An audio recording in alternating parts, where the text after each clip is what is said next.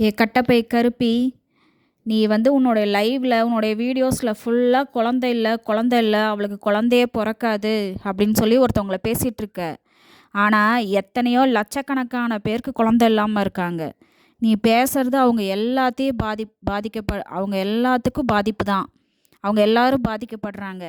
இந்த குழந்தை இல்ல, குழந்தை இல்ல, குழந்தையே பொறக்காது அப்படின்னு சொல்லிட்டு, இந்த கடவுள் குடுக்காது, அந்த கடவுள் குடுக்காது அப்படின்னு முருகன முருகன சொல்லி சொல்லி சொல்லி நீ பேசிட்டுருக்கிற. இதெல்லாம் நல்லதுக்கு இல்ல.